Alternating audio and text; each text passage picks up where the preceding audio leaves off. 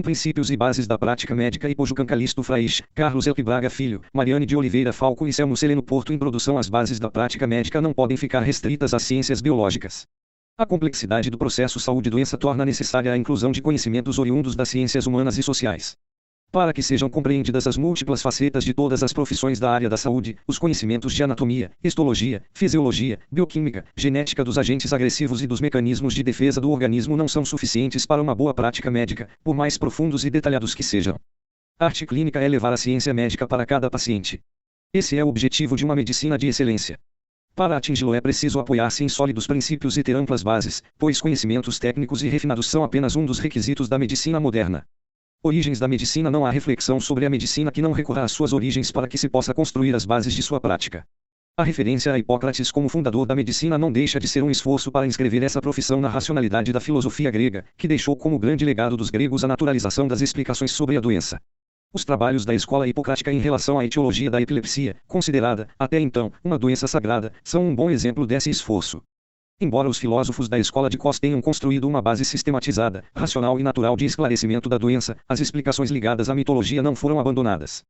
Se Hipócrates representa a sistematização de um método, o método clínico a partir da observação clínica, é em Asclepius, filho de Apolo e pai de Higeia e Panaceia, que será encontrado o mito de origem que moldará as vertentes da medicina. Portanto, a medicina é o desenvolvimento de um método de diagnóstico e prognóstico de situações ligadas ao processo saúde e doença para que seja possível intervir depois. Os preceitos hipocráticos, além da técnica, melhor dizendo, da semiotécnica, trabalham com um conjunto de valores que irão compor o ethos da profissão médica. Prova disso é que até hoje o ritual do juramento atribuído a Hipócrates é repetido no momento da investidura da condição de médicos durante a cerimônia de formatura. É verdade que, em função das mudanças na profissão e na posição do médico na sociedade e da própria organização social, o juramento foi adaptado para a realidade atual, preservando os princípios éticos atribuídos à escola hipocrática. Hipócrates pertencia à escola de Kos, na qual não se aceitava a fragmentação do indivíduo e evitava-se valorizar a doença em suas manifestações locais, em detrimento da compreensão do sujeito que adoece como um todo indivisível.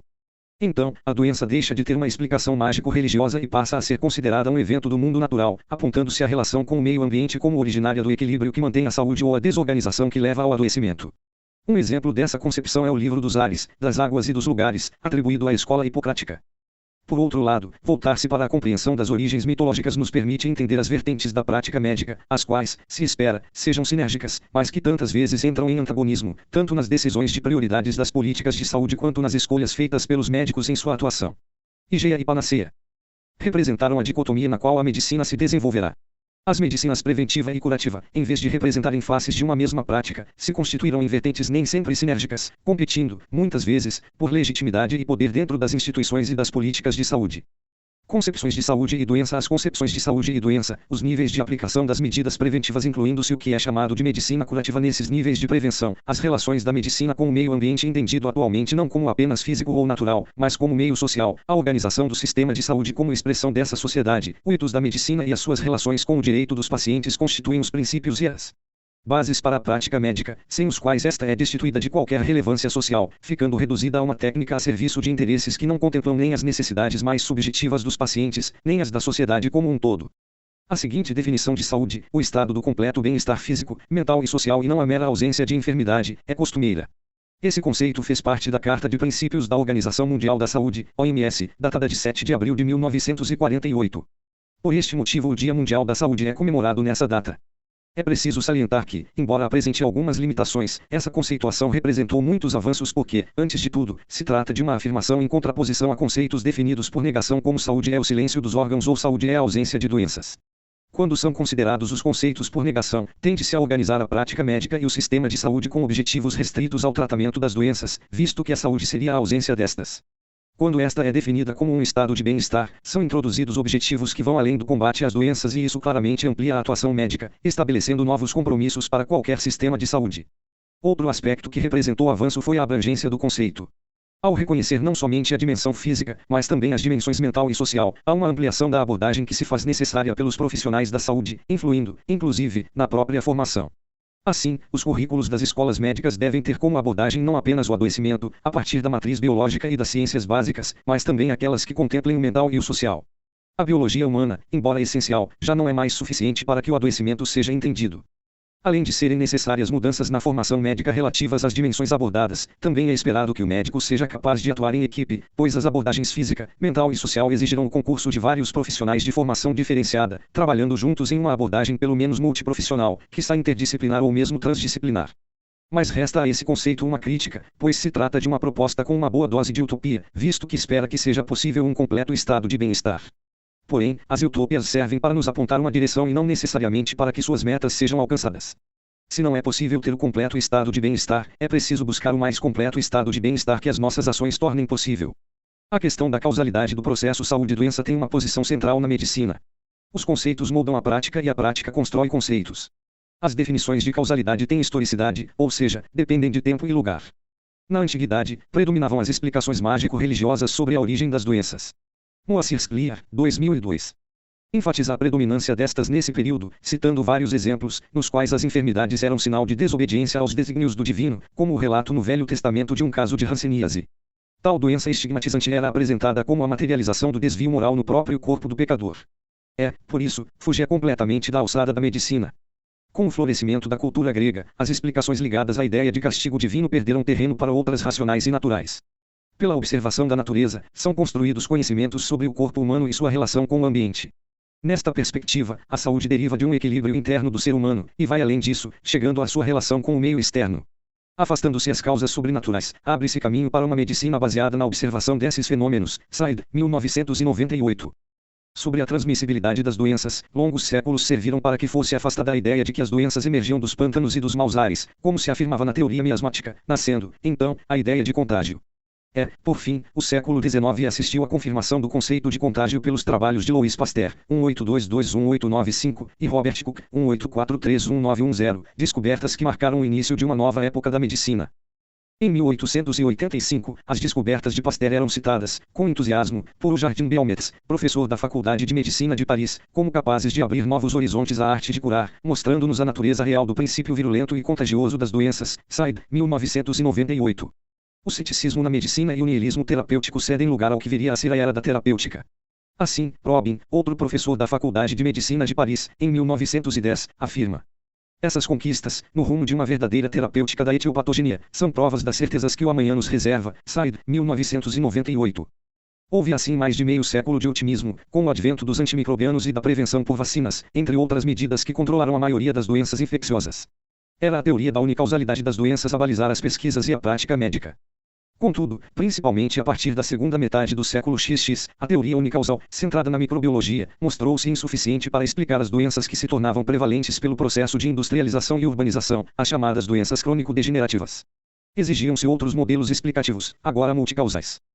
Dentre os modelos de multicausalidade tem vital importância o modelo da história natural das doenças de Levy Clark, por ser estruturante da medicina preventiva e propor níveis de aplicação de medidas preventivas, assim como os determinantes de Mark Lalonde, sendo que estes levaram a uma mudança de prioridade nos sistemas de saúde de vários países.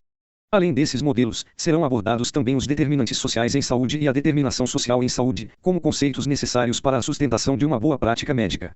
Determinantes de saúde de Mark Lalonde. Mark Lalonde, ministro da Saúde do Canadá de 1972 a 1977, apresentou, em 1974, um relatório sobre a situação de saúde no país, que ficou conhecido como Informe Lalonde, 1974. Em um país no qual já predominavam as doenças crônico-degenerativas como causa de morbimortalidade, foram estudados os determinantes daquela situação de saúde. O Informe Lalonde apontou como principais e decisivos os fatores de saúde ligados a 1. Biologia humana. 2. Serviços de saúde. 3. Meio ambiente. 4. Estilo de vida, sendo que os dois últimos tinham maior impacto que os primeiros. Ou seja, o adoecimento naquele país dependia muito mais dos problemas ambientais e do estilo de vida do que de fatores ligados à biologia humana ou mesmo ao acesso aos serviços de saúde. O problema é que havia um grande investimento em saúde no que diz respeito aos serviços e muito pouco nas modificações do ambiente ou dos estilos de vida. Essa análise levou a uma mudança de prioridades, primeiramente no Canadá e depois em outros países, inclusive no Brasil passou-se a priorizar as ações de promoção da saúde, inclusive com conferências mundiais de promoção da saúde e instituição de programas para cidades mais saudáveis. Os serviços de saúde no Canadá passaram a priorizar a figura do médico de família, formado com uma visão de promoção e prevenção. Alguns hospitais foram desativados naquele país. Os determinantes estudados no Canadá e apresentados pelo Informe Lalonde trazem algumas pistas para a boa prática médica, reconhecer o papel do meio ambiente na saúde das pessoas e atuar na modificação deste de maneira favorável, capacitando-se para interferir positivamente em um processo educativo que contribua para a modificação dos estilos de vida dos pacientes e das populações. Determinantes sociais do processo saúde-doença. Em 1986, em Brasília, com a participação de mais de 4.000 pessoas, dentre as quais 1.000 delegados, realizou-se a 8ª Conferência Nacional de Saúde, a primeira com participação popular. Em relação aos modelos de determinação do processo saúde-doença, o relatório final dessa conferência apresenta um conceito de saúde ampliado, que estabelece um conjunto de determinantes sociais e articula o nível de saúde da população com a estrutura social, denunciando que as diferenças no bem-estar das pessoas estão ligadas às desigualdades dos níveis de vida. Diz o relatório final. A saúde é resultante das condições de alimentação, habitação, educação, renda, meio ambiente, transporte, emprego, lazer, liberdade, acesso e posse da terra e acesso a serviços de saúde. É assim, antes de tudo, o resultado das formas de organização social da produção, as quais podem gerar grandes desigualdades nos níveis de vida. A saúde não é um conceito abstrato. É definida no contexto histórico de determinada sociedade e em um dado momento de seu desenvolvimento, devendo ser conquistada pela população em suas lutas cotidianas. Desse conceito amplo de saúde e dessa noção de direito como conquista social, emerge a ideia de que o pleno exercício do direito à saúde implica garantir trabalho em condições dignas com amplo conhecimento e controle dos trabalhadores sobre o processo e o ambiente de trabalho. Alimentação para todos, segundo as suas necessidades. Moradia higiênica e digna. Educação e informação plenas. Qualidade adequada do meio ambiente. Transporte seguro e acessível. Repouso, lazer e segurança. Participação da população na organização, gestão e controle dos serviços e ações de saúde. Direito à liberdade. A livre organização e expressão. Acesso universal e igualitário aos serviços setoriais em todos os níveis. Conferência Nacional de Saúde, 1986. Segundo Paim, 2008, a compreensão que foi dada pelo relatório da 8ª Conferência Nacional de Saúde pode ser creditada à produção do saber sobre determinação social do processo saúde-doença realizada pela saúde coletiva no Brasil e na América Latina, desde a década de 1970. Nos primeiros anos de redemocratização do país, começa a se consolidar a ideia de saúde como direito de cidadania e a nítida luta pela ampliação de seu conceito. Essa concepção está presente, com poucas modificações, na Lei Orgânica da Saúde, promulgada em 1990, Brasil, 1990-A. A prática médica deve contemplar a compreensão dos determinantes apontados pela 8ª Conferência Nacional de Saúde em 1986 e consolidados pela Lei 8.080, em 1990. O médico deve ter uma visão ampliada do conceito de saúde e considerar a convergência dos determinantes no estado de seu paciente. Este conceito nos leva à necessidade de ampliar a clínica, como sugere Gastão Wagner de Souza Campos. A construção de vínculo permite avançarmos na tão almejada desmedicalização, ou melhor dizendo, torna possível a ampliação da clínica, valer-se de outros recursos terapêuticos que não somente os medicamentos, educação em saúde, práticas de vida saudáveis, atendimento interdisciplinar.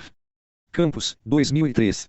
Em 2005, a Organização Mundial da Saúde, OMS, criou a Comissão sobre Determinantes Sociais, e em 2006 o Brasil criou a Comissão Nacional sobre Determinantes Sociais da Saúde, da qual participam especialistas e personalidades da vida social, econômica, cultural e científica do país. O site da OMS é útil por conter vários artigos e apresentações sobre o papel dos determinantes sociais sobre a saúde. Comissão Nacional sobre Determinantes da Saúde. Modelo de Leavel e Clark de História Natural das Doenças. Em 1965, Hagradman Leavel e Edwin Gurney Clark lançaram, nos Estados Unidos, um livro que se tornaria referência por muitas décadas e cujas proposições deram sustentação para as práticas de prevenção. Trata-se da obra Medicina Preventiva para o Médico em sua Comunidade, figura 1.1. Figura 1.1 História Natural e Prevenção das Doenças, Leavel e Clark. Descrevendo a evolução das doenças em um esquema denominado a História Natural das Doenças, os autores propuseram o conhecimento de todas as etapas do adoecimento a partir da situação de saúde, reconhecendo esta como um equilíbrio instável entre o ser suscetível ao adoecimento, o meio ambiente e os agentes agressores. Este é o período pré-patogênico da história natural das doenças e o médico deve atuar preferencialmente já nessa fase. Para isso, é necessário que o médico e demais profissionais da saúde atendam pessoas sadias e atuem junto a elas, orientando práticas saudáveis de vida. Assim, estes profissionais tornam-se educadores sanitários. As medidas preventivas aplicadas no período pré-patogênico são a promoção da saúde e a prevenção de doenças, sendo chamadas de prevenção primária.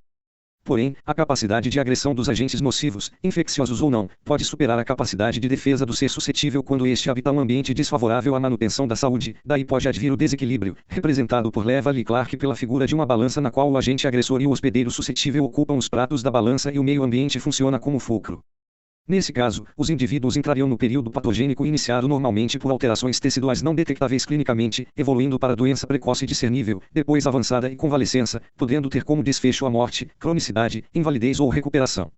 As medidas preventivas aplicadas nesse período são o diagnóstico precoce e o tratamento adequado, além da limitação de invalidez, correspondendo à prevenção secundária.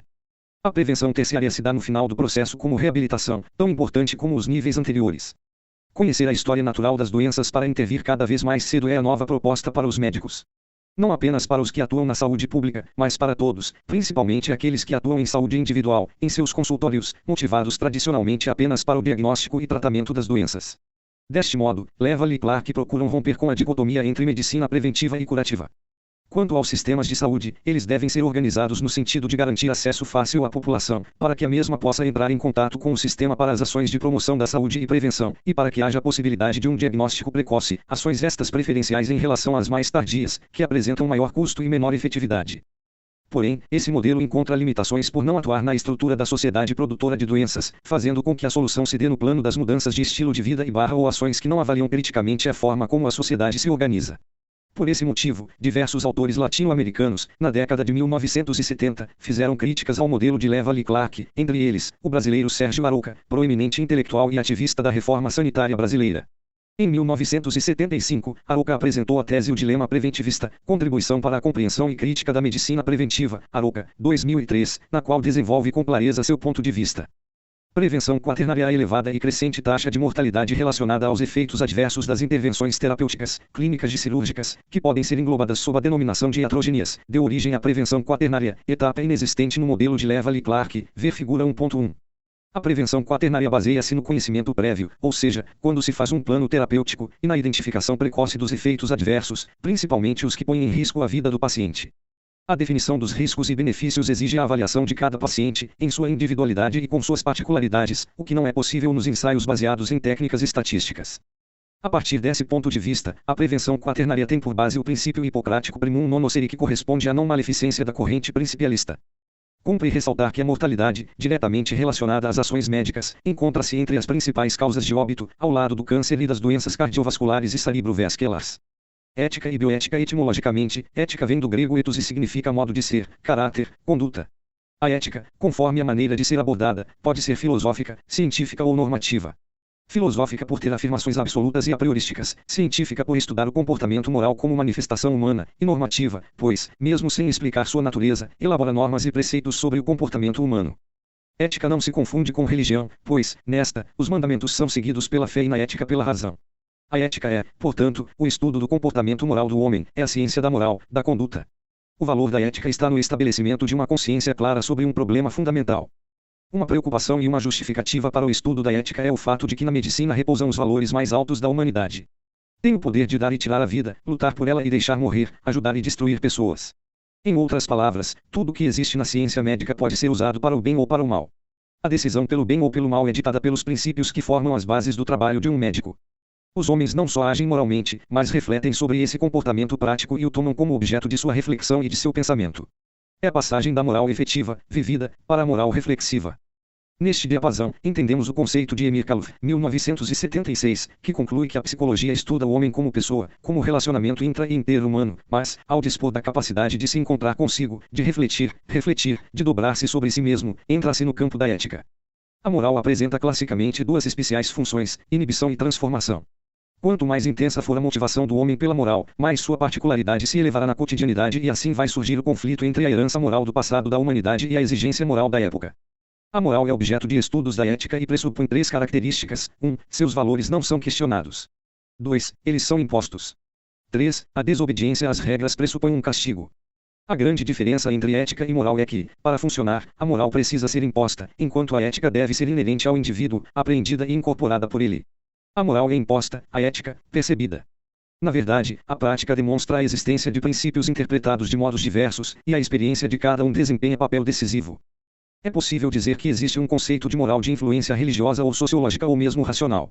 Para alguns teólogos, a função principal da religião é fornecer um fundamento à moral, a ponto de Dostoiévski afirmar por meio de um de seus personagens: se Deus não existe, tudo é permitido. Já os que veem a moral não como algo de origem religiosa, mas sim, sociológica, defendem que a moral seria a expressão de uma sociedade, em dado momento de sua evolução. Para Perlin, 1996, a moral racional é independente, centrada no princípio do livre exame, ou seja, a rejeição do argumento impositivo externo e a autonomia de consciência é aplicada. Os autores da ética profissional utilizam com frequência o conceito de deontologia, originado da palavra grega deon, que é conveniente, e logia, conhecimento. O pensador Jeremy Bentham introduziu este termo com o seguinte sentido: os estudos das obrigações morais do indivíduo no seio de sua comunidade. Alcântara, 1979. A deontologia é o conjunto de regras, fruto da tradição, que indicam como deverá comportar-se o indivíduo na qualidade de membro de um grupo social determinado. A moral deontológica é na realidade uma ética aplicada que orienta uma dada profissão. Suas normas são estabelecidas pelos próprios profissionais, de maneira empírica, depois de atenta reflexão sobre o cotidiano. Em geral, estas permanecem dispostas dentro de um ordenamento semelhante a um código no qual são utilizadas expressões imperativas, tais como é vedado, deve, código de ética médica. As normas deontológicas podem ser postas a causas menores, para legitimar privilégios monopolizados da profissão em relação ao Estado ou ao cidadão. A crítica maior aos códigos de deontologia é o fato de que são elaborados apenas com a participação dos profissionais da área, sem que sejam ouvidos os reais beneficiários, ou seja, os cidadãos, a quem se propõe proteger. O termo bioética foi criado por Van Rensselaer Potter, biólogo envolvido em pesquisas sobre o câncer.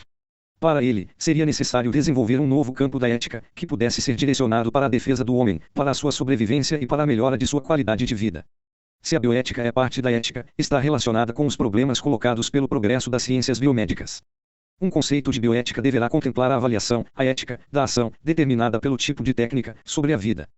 Para o bioeticista italiano Giovanni Berlinger, 2004, existem dois tipos de bioética, a de situações limites e a cotidiana. A primeira surge devido ao progresso técnico e científico das ciências da saúde, principalmente no que se refere ao início e ao término da vida humana. A bioética cotidiana está relacionada com as condições adversas da vida, como exclusão social, fome, falta de acesso à saúde e direitos da cidadania. Em síntese, a bioética é a parte da ética que enfoca as questões referentes à vida humana e, portanto, à saúde. Nela, prevalece o modelo de análise baseada em princípios. No clássico livro de Beecham Childress, Principles of Biomedical Ethics, os princípios da bioética são apresentados como parâmetros práticos que orientam situações concretas. Cumpre salientar que eles se caracterizam fundamentalmente pelo fato de não existir uma hierarquia entre eles. Os princípios são 4: beneficência, não maleficência, autonomia e justiça. A beneficência é resultante da tradição médica paternalista. A palavra origina-se do latim bonum facere e significa fazer o bem, ou seja, o médico tem a obrigação de produzir benfeitorias, tentando equilibrar a relação risco-benefício, procurando atender aos interesses do paciente, nem sempre expressos e conscientes. Este princípio busca primeiramente a promoção da saúde e a prevenção das doenças, sempre priorizando os benefícios. A não maleficência, do latim primum non nocere, consagrada no texto do Código de Ética Médica de 1957, revogado em 1994, quando foi substituído pelo Código de Deontologia Médica, tem como princípio não agredir o paciente, ou seja, o médico tem obrigação de evitar danos ao paciente. Hipócrates já se referia a ele como criar o hábito de duas coisas: socorrer e não causar danos. Esse pensamento une o primeiro e o segundo princípios, sendo possível até entender que os dois são o mesmo, sendo um consequência ou resultado do outro. A autonomia, do grego autos, eu, mais nomos, lei, diz respeito ao autogoverno e à autodeterminação. Ela assegura ao paciente o direito de tomar decisões em tudo que se refere ao processo saúde-doença. Vale dizer, reconhece que ele tem domínio sobre sua vida e sua intimidade. Para que esse princípio seja cumprido, é preciso que haja liberdade de pensamento e de ação e existência de opções e capacidade para decidir. Ele limita a ingerência de estranhos na relação médico-paciente. O último princípio é o da justiça, o qual determina a distribuição justa, equitativa e universal de bens e benefícios em tudo que se refere à saúde. A atuação do médico com absoluta isenção é o que apregoa esse princípio. John Rawls, 1921-2002, ao propor sua teoria da justiça, entende que ela não é uma virtude nem um direito, mas sim um princípio fundador de uma sociedade bem ordenada, que procura ordenar a distribuição dos bens primários produzidos por uma comunidade política. Apresenta esta teoria tendo por base o princípio da equidade como proposta de ordenamento social, demonstrando que o conflito social da modernidade se estabelece na razão da disputa de bens na sua busca ilimitada e na escassez de sua disponibilidade. Para o autor, a justiça como equidade se assenta em dois princípios, da diferença e da igualdade. O da igualdade significa o direito ao mais largo sistema de liberdade de bases iguais para todos. Já o da diferença significa que, existindo desigualdades sociais e econômicas, é necessário que se garanta a maior vantagem possível aos menos favorecidos. A análise dos princípios bioéticos não fornece uma justificativa ou teoria que os una, são meras regras sem ordem sistemática. Podem se confrontar em casos complexos, mas a única forma de resolver uma situação é enfrentá-la. O profissional de saúde pode encontrar a solução ao analisar estes princípios e decidir por um deles. Em síntese, deve-se tomar decisões e se responsabilizar por elas.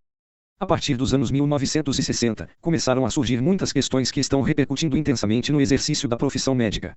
Entre elas se destacam as modificações do mercado de trabalho e a explosão de informações que chegam aos pacientes pelos meios de comunicação, principalmente televisão e internet, que estão influenciando a postura dos pacientes e dos médicos. A realidade do comportamento ético na saúde é conflitante. Antes se dizia que o remédio mais eficiente para o doente era o próprio médico. Hoje a medicina é exercida entre anônimos. O clínico não sabe o nome do paciente nem o paciente, o nome dele, devido às mudanças ocorridas nos últimos 50 anos, quando se iniciaram as especializações, a institucionalização da medicina e a urbanização da população. Tudo isso mostra a necessidade de se incluir nos currículos a discussão sobre temas que ultrapassam os tradicionais limites dentro dos quais ainda permanecem prisioneiros os cursos de medicina, em especial aqueles que não conseguem superar o modelo biomédico. A conduta do médico deve ser resultado de qualidades humanas e preparo técnico, ao lado de uma ordenação de princípios, representados pelo Código de Ética, bem como os direitos e deveres estabelecidos na legislação do país. Uma sólida formação ética é o que o doente espera do médico, com compromisso com a verdade e a justiça social, na compaixão pelo enfermo, na sua humildade e disponibilidade e na prudência e respeito à vontade do doente. A bioética pretende discutir os problemas de saúde com base na responsabilidade moral, relacionada com a própria humanidade. Essa responsabilidade só é possível a partir de uma sociedade educada, suficientemente informada, na qual pacientes, médicos e gestores possam ter um papel ativo e racional na resolução dos problemas de saúde. Método clínico. Coube a Hipócrates, meio milênio antes de Cristo, sistematizar uma maneira racional de analisar as queixas relatadas pelos doentes, dando à anamnese e ao exame físico uma estruturação que pouco difere do que se faz hoje. Isso decorreu fundamentalmente da visão que tinha das doenças, consideradas, por ele e seus discípulos, fenômenos naturais. Por mais entusiasmo que se tenha com os refinados recursos laboratoriais e com os aparelhos modernos, a base principal da prática médica continua sendo o exame clínico. Daí se poder afirmar que medicina de excelência só é possível se o exame clínico for excelente. Sem dúvida, os exames complementares, inclusive os executados por computadores eletrônicos, alguns deles dispensando até a intervenção do médico, aumentam continuamente as possibilidades de identificar com precisão e rapidez as lesões e as disfunções provocadas por diferentes enfermidades. Mas à medida que estes recursos são multiplicados, exige-se do médico a capacidade de saber selecionar os exames que devem ser solicitados, a fim de equilibrar uma nova equação da prática médica custo/benefício, para não submeter o paciente a exames desnecessários, muitos deles bastante dispendiosos, e outros nem sempre destituídos de risco. Correlacionar com precisão os dados clínicos com os laudos dos exames complementares pode ser considerada a versão moderna do que se denominava olho clínico, na época em que se contava apenas com as habilidades clínicas para que o diagnóstico fosse feito. Mas, tal como antigamente, o sucesso de um médico pode estar neste olho clínico.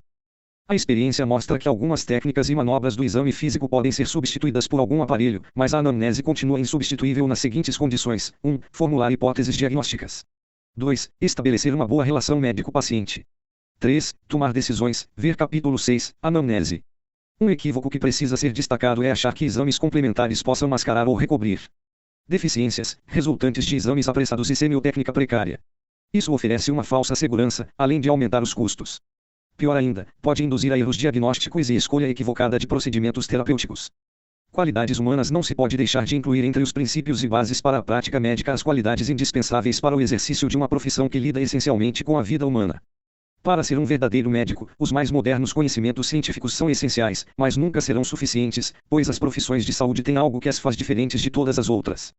O ato médico, síntese da profissão médica, deve ter 4 componentes para ser perfeito: o componente científico, que nada mais é do que tudo aquilo que advém dos avanços das ciências entendidas de uma maneira ampla, sejam máquinas que permitem conhecer detalhes de nosso organismo, sejam equipamentos que possibilitam as mais incríveis intervenções, sejam substâncias químicas transformadas em medicamentos.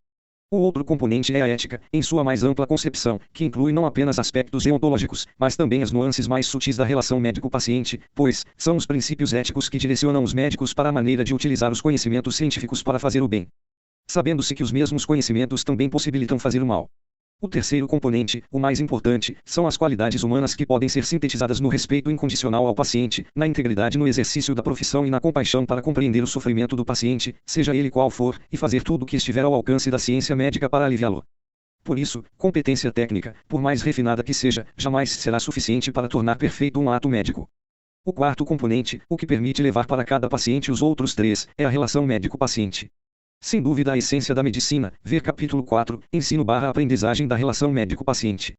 Medicina baseada em evidências. Na clássica conceituação de Seccard, 1996, medicina baseada em evidências é o uso consciente, explícito e judicioso da melhor evidência disponível que seja capaz de justificar a tomada de decisões ao se cuidar de pacientes individuais.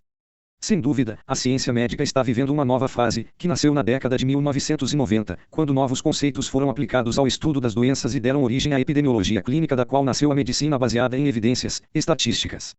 A partir de então, a medicina baseada em evidências vem ocupando lugar de destaque, ao tornar possível responder questões que podem ser provenientes de dados clínicos, exames complementares, uso de medicamentos e outras possibilidades para a prevenção e tratamento das doenças. Saber analisar de maneira crítica as informações sobre métodos de diagnóstico e tratamento, para verificar sua utilidade clínica, deve ser parte da formação do médico moderno. Mas é preciso estar atento para o que não é medicina baseada em evidências, ou seja, não é substituir o raciocínio clínico pela utilização de informações estatísticas como único instrumento para a tomada de decisão diagnóstica e terapêutica. 2. Não é desconsiderar a experiência adquirida na relação direta com pacientes. 3. Não é perder a autonomia e ficar mentalmente imobilizado por diretrizes, consensos e guidelines, sem capacidade de escolher o que é melhor para o paciente que está diante de si. 4. Não é utilizar equipamentos para sanar deficiências surgidas em exame clínico inadequado. 5. Não é priorizar o uso de equipamentos e medicamentos novos. Greenwald, 2005. Em suma, a medicina baseada em evidências vem mudando profundamente a prática médica, passando a ser uma das bases da prática médica atual. Ver capítulo 3, Semiologia baseada em evidências e interpretação dos exames complementares. Sistema Único de Saúde. A prática médica não pode se dar dissociada do contexto social. A discussão reflete a forma como a luta pelo direito à saúde foi ampliando o modelo de determinação da saúde e, consequentemente, aumentando a abrangência do trabalho médico e a responsabilidade de um sistema de saúde que tem a tarefa de viabilizar de forma concreta o direito à saúde. Se, por um lado, o médico deve compreender os modelos de determinação do processo saúde-doença, por outro também é necessário que se compreenda o sistema de saúde vigente no país. A sociedade brasileira se fez representar na Assembleia Nacional Constituinte instalada em 1987, a qual entregou à nação a Carta Constitucional de 1988, na qual existe uma seção inteira dedicada à saúde, contendo 5 artigos que tratam dos preceitos gerais do Sistema Único de Saúde, SUS, Brasil, 1988. Os preceitos constitucionais foram regulamentados em 1990 por meio de 2 leis, já que na primeira existiram vetos presidenciais. Para que os princípios do sistema fossem garantidos, foi necessário criar uma segunda lei complementando a primeira, Leis 8.080 e 8.142, Brasil 1990 a 1990-B. O SUS deve atender a todos, segundo o princípio da universalidade, ou seja, diferentemente do sistema que o antecedeu, que era ligado à Previdência Social e atendia apenas aqueles que eram contribuintes independentemente da maneira como o cidadão se insere no mundo do trabalho. Esse atendimento universal deve ser realizado sem quaisquer privilégios, porém haverá que atentar para as necessidades de cada um. O SUS deve buscar a promoção da igualdade e, para tanto, é utilizado o princípio da equidade, o qual garante que promover a igualdade não é tratar os desiguais de forma igual, pois assim estaria aumentando a desigualdade. É preciso promover a igualdade tratando cada um conforme as suas necessidades. De nada adianta garantir o acesso a todos, universalidade, buscando atendê-los conforme as suas necessidades, equidade, se o sistema não contemplar o conjunto de necessidades assistenciais dentro de uma visão de integralidade, outro princípio doutrinário do SUS, ao lado dos 2 primeiros. A integralidade pressupõe compreender o ser humano nas suas necessidades afetivas, emocionais, mentais, físicas e sociais. As ações que a garantem devem contemplar a promoção da saúde, a prevenção das doenças, a recuperação da saúde e a reabilitação. Também não bastaria que o acesso fosse apenas aos serviços básicos. Portanto, compõe o compromisso da integralidade o acesso a todos os níveis do sistema, atenção básica à saúde, secundária e terciária. Dessa maneira, o desafio que se coloca para o SUS é imenso, pois se a universalidade garante o direito de todos, a integralidade prescreve que o SUS deve fazer de tudo. Além desses 3 princípios, chamados doutrinários, existem as diretrizes organizacionais. A hierarquização organiza o sistema em níveis de assistência que devem funcionar de modo articulado. A atenção básica à saúde, porta de entrada preferencial para o sistema, deve ser resolutiva em 80% das situações, permitindo a criação de vínculo com as pessoas atendidas que vai garantir a continuidade da atenção. Serviços secundários e terciários com maior densidade tecnológica devem estar disponíveis para a complementação da atenção quando necessário. O sistema é descentralizado, o que significa que a esfera de governo municipal tem aumentado as suas responsabilidades. A descentralização permite uma melhor gestão, pois o planejamento local contempla as necessidades das comunidades atendidas, além de que é possível aumentar a democratização do sistema na medida em que o gestor local está mais perto da população. A participação popular se dá por meio dos conselhos e conferências de saúde, permitindo que haja controle da sociedade sobre o sistema. Os conselhos têm caráter permanente, são deliberativos, e os representantes da população têm paridade de representação em relação ao conjunto dos demais membros, representantes de profissionais da saúde, prestadores de serviços públicos e privados. Os conselhos e as conferências devem existir nas 3 esferas de governo, municipal, estadual e nacional. O setor privado participa do SUS dentro do princípio organizacional da complementaridade, sendo que as instituições filantrópicas têm precedência em relação às com fins lucrativos. Embora o SUS seja um sistema público que se pretende equitativo, as iniquidades deste são agravadas pela sua fragmentação em 3 sistemas, como aponta Mendes, 2001 Sistema Único de Saúde, Sistema de Atenção Médica Supletiva e Sistema de Desembolso Direto, sendo o primeiro público e os outros 2 privados. Assim, afirma o autor, ao contrário do que a expressão sistema único dá a entender, no Brasil, vigia um sistema plural e segmentado. O médico diante dos desafios e dilemas do SUS. As mudanças na organização do sistema de saúde brasileiro nos últimos 20 anos têm provocado mudanças na profissão e na educação médicas, influenciando os currículos e o perfil dos egressos das escolas de medicina. Essas mudanças se estendem à profissão como um todo, não se restringindo ao âmbito da rede básica ou mesmo do SUS, e influenciam profundamente a prática da medicina. O primeiro desafio é entender o que o SUS, embora ainda fragmentado, é o Sistema Nacional de Saúde, o que condiciona as mudanças na profissão médica, destacando-se. O conceito ampliado de saúde reconhece que as condições de vida das pessoas e da coletividade resultam em maior ou menor nível de saúde. Assim, a moradia, a alimentação, a renda, o trabalho, entre outras condições, são determinantes do processo de adoecimento. Nesse sentido, não se pode mais trabalhar com o foco da profissão médica apenas na doença como ente biológico, fazendo-se, portanto, necessário ampliar a visão do processo saúde-doença. A ênfase na rede básica de saúde traz consequências no mercado de trabalho médico, ampliando as oportunidades para médicos de perfil generalista e consolidando novas especialidades como medicina de família e comunidade, além de modificar o perfil de pacientes que chegam aos serviços ambulatoriais especializados e hospitalares. A promoção da saúde na rede básica, que está perto da casa das pessoas, passa a atuar nos estilos de vida e cria condições para que o médico estabeleça vínculos mais fortes com os pacientes. Se antes havia um sistema de saúde nucleado no hospital e um olhar médico centrado na doença e na recuperação da saúde, agora o olhar médico precisa ir para além da doença. O sistema é fortemente territorializado e regionalizado. Assim, a comunidade, o meio, o entorno, ou seja, o território onde vive o paciente, não pode mais ser abstraído pelo médico. No território onde ele vive estão os determinantes do nível de saúde e doença, e lá também devem estar os recursos para a prevenção ou para a cura, e, no caso das enfermidades crônicas, para o controle da doença. A equipe multiprofissional passa a ser essencial para a rede básica e é esse lugar que nos ensina a compartilhar o trabalho e a liderança com os outros profissionais da saúde. Não será diferente no hospital, lugar onde cada vez mais se aprenderá a trabalhar em equipe e respeitar os outros profissionais da saúde. O vínculo e a continuidade, cada vez mais necessários nas doenças crônicas, transformarão a medicina. Do paradigma de curar caminha-se para o de cuidar, exigindo a criação de vínculos mais duradouros entre o médico, seu paciente e a família. A cogestão do projeto terapêutico no qual o paciente passa a ser corresponsável pelo seu tratamento faz desaparecer a figura do médico senhor absoluto do saber. Nesse momento, o médico, mais do que dono do paciente, é um gestor do plano terapêutico, compartilhado com os outros profissionais de saúde e com o próprio paciente. Código de Defesa do Consumidor. É de grande interesse dos profissionais da saúde conhecer algumas questões básicas sobre a aplicabilidade do Código de Defesa do Consumidor, Lei 8.078, de 11 de setembro de 1980, uma vez que a relação médico-paciente envolve uma prestação de serviço que, segundo esse código, toma o enfoque de uma relação prestador de serviço-consumidor. Segundo esse diploma legal, o consumidor ou usuário é toda pessoa física ou jurídica que adquire ou utiliza produto ou serviço como destinatário final, e fornecedor ou prestador de serviço é toda pessoa física ou jurídica, pública ou privada, nacional ou estrangeira, que desenvolve atividade de produção, montagem, criação, construção, transformação, importação, exportação, distribuição ou comercialização de produtos ou prestação de serviços. Admitindo-se que o trabalho médico é um serviço, prestado por um fornecedor e recebido por um consumidor, qualquer problema surgido em decorrência dessa relação fica submetido às regras do referido código. Embora esta questão não seja um ponto pacífico, pois há uma discussão conceitual sobre a atividade médica ser ou não considerada uma relação de consumo, sendo o médico um fornecedor de serviço, diante da letra da lei, ela é secundária, visto que o médico enfrenta, em sua rotina, situações que se amoldam perfeitamente ao objetivo e às definições do Código do Consumidor.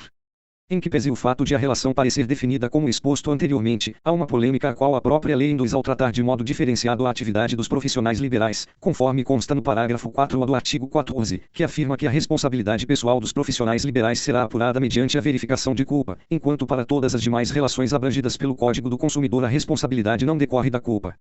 Sendo objetiva, ou seja, se houver dano e nexo de causalidade entre o serviço prestado por um fornecedor e o resultado obtido pelo consumidor, há obrigação de indenizar. No entanto, sendo o fornecedor um médico, a responsabilidade pelos atos prestados ao seu paciente será, ao contrário, apurada mediante a verificação da culpa. O mesmo raciocínio não se aplica às empresas prestadoras de serviços médicos, pois estas não se definem como profissionais liberais, mas sim como pessoas jurídicas. Nesse caso, a responsabilidade por danos ou vícios ou resultados indesejados na prestação do serviço é analisada sob a ótica da responsabilidade objetiva.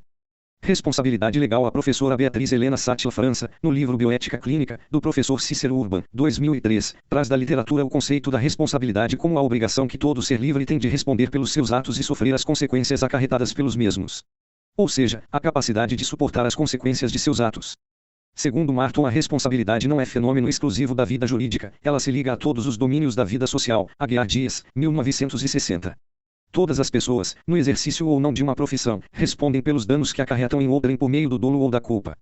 Desta forma, a responsabilidade se assenta na moral, na legislação e no contrato. Na acepção jurídica, a responsabilidade corresponde ao dever de responder, do latim respondere, pelos atos próprios e de terceiros e à obrigação de reparar os danos que forem causados. Pode ser penal, civil, administrativa ou moral. A penal tem como fundamento o artigo 13 do Código Penal. O resultado, de que depende a existência do crime, somente é imputado a quem lhe deu causa. Considera-se causa a ação ou omissão sem a qual o resultado não teria ocorrido. A responsabilidade civil decorrente da ação humana tem como pressupostos a existência de um ato voluntário e de um dano sofrido pela vítima, a relação de causalidade entre o dano e a ação do agente e o fator de atribuição da responsabilidade pelo dano ao agente, de natureza subjetiva ou objetiva. É o fenômeno jurídico que se apresenta sempre que há violação de um dever jurídico pré-existente, e dessa violação resulta um dano material ou moral a outrem. O artigo 186 do Código Civil estabelece a regra: aquele que por ação ou omissão voluntária, negligência ou imprudência, violar direito e causar dano a outrem, ainda que exclusivamente moral, comete ato ilícito. O elemento constitutivo da responsabilidade civil é a culpa, que se apresenta nas seguintes condições: 1. Descumprimento do dever de cuidado. 2. Produção de um resultado lesivo. 3. Se esse resultado é devido à violação do dever de cuidado. E 4. O agente deve ter conhecimento do conteúdo de seu dever. A responsabilidade administrativa é tratada geralmente pelas diversas regras do direito administrativo, no caso médico, nos estatutos, regimentos internos das instituições de saúde ou nos regulamentos. O profissional de saúde, devido às atividades que desenvolve em ambiente social, não poderia estar afastado destas cogitações. Responde nas esferas civil, penal e ética pelas faltas que comete no exercício de sua profissão. O clínico trabalha com o corpo e a vida humanos. Deste modo, sua atuação enseja risco e responsabilidade moral, ética e legal. A fiscalização de sua atividade compete aos conselhos de medicina, mas não é exclusiva deles. Solidariamente será objeto de investigação judicial na hipótese de sua ação resultar em algum indício de ofensa à legislação. Os avanços tecnológicos na medicina têm gerado uma responsabilidade cada vez maior para aqueles que a exercem em decorrência da expectativa criada em torno do resultado, mas como atividade biológica raramente poderá haver uma responsabilidade objetiva. Em seu trabalho, a professora Beatriz comenta que o excesso de especialização nas diferentes áreas do conhecimento das profissões da saúde está transformando estes profissionais em técnicos, e os planos de saúde, massificando as profissões, concorrendo para a troca fácil de profissional, sem que haja tempo para a criação de um vínculo de confiança entre médico e paciente. Os pacientes têm um acesso ao conhecimento, principalmente pela internet, que trouxe como resultado um incremento de ações judiciais de cobrança de responsabilidade do profissional de saúde. Entre as causas de processos contra médicos, é possível citar como principais: 1. Quebra da relação médico-paciente. 2. Massificação das relações. 3. Formação deficiente do médico. 4. Interferência da mídia, relatando casos e indenizações. 5. Tendência internacional de altas indenizações. 6. Dano moral. 7. Assistência judiciária gratuita. Muito se tem ensinado sobre o gerenciamento de riscos no exercício das profissões de saúde como forma de preservação da vida profissional. Se por um lado isso auxilia na defesa do médico na justiça, por outro, vem criando certa apreensão quanto ao exercício da medicina. O avanço das ciências vem trazendo incontáveis benefícios tecnológicos, mas é preciso que o médico tenha segurança técnica e tranquilidade jurídica para disponibilizá-los aos pacientes, que deveriam ter acesso igualitário a estes procedimentos, ainda uma utopia. Mas nos diz as do poeta uruguaio Eduardo Galeano, a utopia está lá no horizonte. Aproximo-me 2 passos, ela se afasta 2 passos. Caminho 10 passos e o horizonte corre 10 passos. Por mais que eu caminhe, jamais o alcançarei. Para que serve a utopia? Serve para isso, para que eu não deixe de caminhar. Seguro médico. As constantes denúncias, muitas vezes infundadas, de erros médicos estão criando insegurança e, ao mesmo tempo, uma preocupação com a proteção da atividade médica. A mídia, por seu turno, tem se encarregado da divulgação das ações judiciais, o que, somado aos interesses das seguradoras que comercializam seguros de responsabilidade profissional, tem transformado a relação paciente/profissional de saúde em uma relação comercial, na qual cada paciente se sente no direito de desconfiar que o tratamento que recebeu pode lhe valer algum benefício advindo de uma ação judicial. Em setembro de 2003, a Associação Médica Brasileira, o Conselho Federal de Medicina e as 2 entidades sindicais da época, Federação Nacional dos Médicos e Confederação Médica Brasileira, posicionaram-se oficialmente contra o seguro de responsabilidade civil, considerando-o terapia ineficaz, e fizeram as seguintes recomendações, que permanecem bastante atuais. Mantenha-se cientificamente capacitado para o exercício da profissão, por meio de atualizações frequentes. Respeite os limites de sua competência profissional. Invista muito na manutenção de uma boa relação médico-paciente/familiares. Documente, sem protelação, da maneira mais completa possível, todos os seus atos médicos no prontuário do paciente. O mais importante documento médico-jurídico disponível. Aborde o paciente ou familiares utilizando uma linguagem plenamente compreensível. Por ele/eles fale sempre a verdade. Não diga o que não sabe. Lembre-se de que é correto dizer não sei ou isto não se sabe. Evite atendimentos e prescrições à distância, exemplos, por telefone e internet. Utilize o termo de consentimento informado, no qual deve constar o estado clínico do paciente, o tratamento necessário, os possíveis riscos e complicações. Faça encaminhamentos responsáveis, por escrito, com arquivo de cópia ou registro na ficha hospitalar, além de contato prévio com o serviço que receberá o paciente. Não faça exames constrangedores sem a presença de um assistente e atenda à imprensa, se solicitado. Neste caso, prepare-se previamente se houver tempo. Utilize uma linguagem que o leitor ou espectador compreenda. Procure manter a calma, qualquer que seja a pergunta. Diga sempre a verdade. Não use expressões do tipo nada a declarar. Evite qualquer declaração em off, com compromisso de não ser divulgada. A internet e a prática médica. As comunidades virtuais dos pacientes, que reúnem principalmente pacientes com doenças crônicas, raras ou estigmatizantes, podem ser consideradas um importante fenômeno social da era da internet. São um sucedâneo dos tradicionais grupos de apoio, mas com outras características que facilitam sua organização e atuação. Não podem ser menosprezadas, muito menos ignoradas. Os profissionais da saúde precisam conhecê-las para integrá-las no sistema de saúde. Poderão ter um papel significativo em muitas questões, não apenas na difusão de conhecimentos, mas também sobre aspectos éticos, legais, administrativos, econômicos e políticos. Outra questão de crescente interesse são as consultas à distância e as consultas virtuais, quando o encontro clínico, que é, pela sua própria natureza, essencialmente presencial, passa a ser feito por intermédio de aplicativos de mensagem instantânea, tais como WhatsApp, Viber, Messenger, Twitter e similares. Muitos pacientes se sentem à vontade para enviar mensagens aos médicos por estes aplicativos, por estarem habituados a se comunicarem com seus familiares, amigos, colegas desta maneira. O tema é de tamanha importância que o Conselho Federal de Medicina, CFM, já se posicionou, partindo da premissa de que consultas por mídias sociais não constituem ato médico completo, o que não quer dizer que fica proibido este tipo de comunicação entre o médico e o paciente. Por exemplo, após um exame clínico presencial, a critério do médico e a partir de acordo prévio com o paciente ou responsável, é perfeitamente aceitável o envio de resultados de exames complementares ou de novas informações por meio eletrônico. Além disso, o CFM veda ao médico consultar, diagnosticar ou prescrever por qualquer meio de comunicação de massa ou à distância, mas não impede que o médico oriente por telefone ou aplicativos de mensagens instantâneas os pacientes que já conheça e com os quais já tenha vínculos estabelecidos em atendimento realizado dentro dos preceitos científicos, éticos e legais. Não são apenas as consultas que são possíveis à distância. Exames podem ser feitos pelo próprio paciente e enviados eletronicamente ao seu médico ou para quem ele quiser. O impacto dos recursos técnicos já existentes e dos que estão por vir sobre o exercício das profissões da saúde deve ser analisado de várias perspectivas, a começar pelo desafio que representa para os cursos de graduação. Contudo, ênfase especial merece a influência sobre a relação médico-paciente, que já foi essencialmente paternalista/autoritária, quando o médico assume a total controle em função de monopolizar os conhecimentos sobre as doenças e os tratamentos. Ainda há momentos para o comportamento paternalista, mas já não é o único nem o preponderante. O modelo de relacionamento é cada vez mais de parceria e compartilhamento, e o que permite classificá-lo de contratualista, no qual as partes reconhecem seus direitos e deveres, possibilidades e limitações. Como se pode ver, inúmeras questões vêm à tona quando se aborda este tema, tais como relação médico-paciente, sigilo ou confidencialidade, responsabilidade ética e legal. Não se pode desconhecer as interfaces entre a internet e as profissões de saúde, com suas inegáveis interferências, positivas e negativas. O essencial é que se preservem os fundamentos da medicina de excelência, entre os quais se destaca o papel insubstituível do exame clínico. Pois é nele que se pode incluir competência científica, princípios éticos e qualidades humanas. Bibliografia Aguiar Dias J. Da responsabilidade civil.